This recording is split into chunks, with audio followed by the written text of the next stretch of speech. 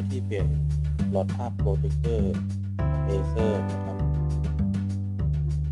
รุ่น P1276 นะครับมาดูวิธีการกันว่าเปลี่ยนยังไงครับอันดับแรกให้มองทางด้านซ้ายของเครื่องนะครับจะเห็นส่วนนี้นะครับคล้ายๆกับฝาปิดพอร์ต USB นะครับเราครับ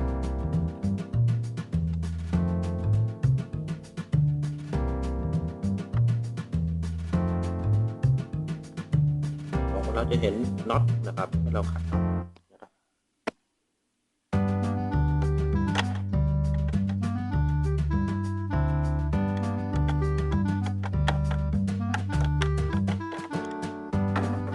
พอน็อตออกมาปุ๊บฝาเปิดได้เลย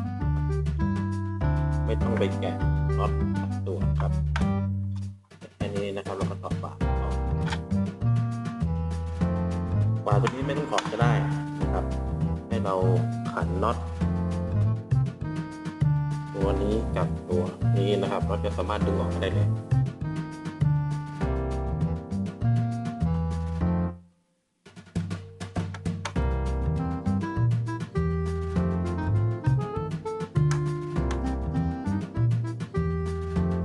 ยก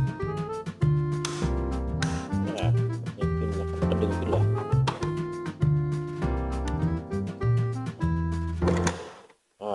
ดึงออกมาแล้วนะครับง่ายๆครับค่อนข้างสะดวกเลยนะครับก่อนที่เราจะเปลี่ยนหลอดเข้าไปใหม่เนี่ยเราควรจะทำความสะอาดก่อนนะครับแกะกล่องอะไรนะครับหลอดพับรุ่นอะไรครับก็ซื้อตรงรุ่นนะครับ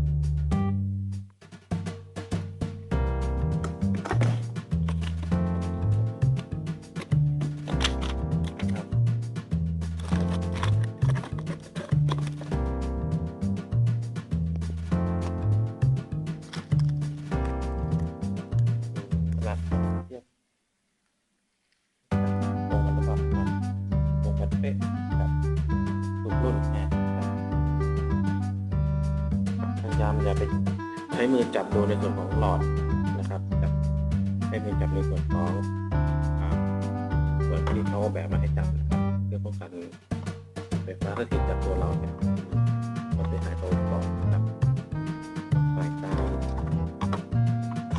ล่องเดิมเลยนะครับก็ตรงนี้จะเป็นขั้วครับขั้วไฟนะครับแต่จะมี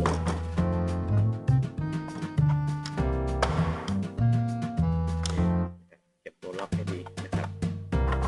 แล้วก็ขันน็อต2ตัวครับตัวนี้กับตัวนี้เข้าที่เดิมครับ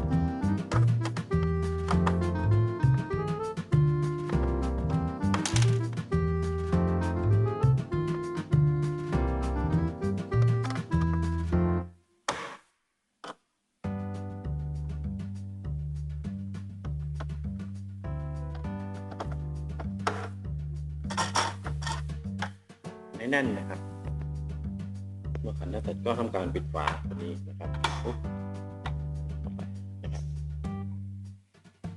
น็อตตัวนี้ค่อนข้างสะดวกเลยนะครับรุ่นนี้นะครับไม่เหมือนรุ่นก่อนๆที่จะต้องเปิดฝาหลังทั้งแผงเลยนะครับหรือฝาบนทั้งแผงน็อตหลายตัวนะครับรุ่นนี้ขันน็อตตัวเดียว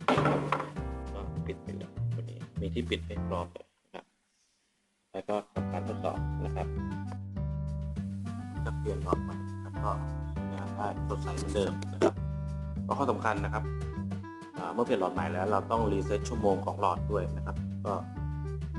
ไปที่เมนูของโปรเจคเตอร์เลื่อนลงมาที่เขียนว่าจะมีคำว่ารีเซ็ตชั่วโมงหลอดนะครับเสร็จปุ๊บว่าตอนนี้ชั่วโมงหลอดอยู่ที่เท่าไหร่อยู่ที่ 3,500 นะครับเราก็รีเซ็ตก่อนปุ๊บกดวางรีโมทนะครับใช่โอเคเห็นนะชั่วโมงหลอดรีเซ็ตเป็น0แล้วนะครับใช้งานได้ตาม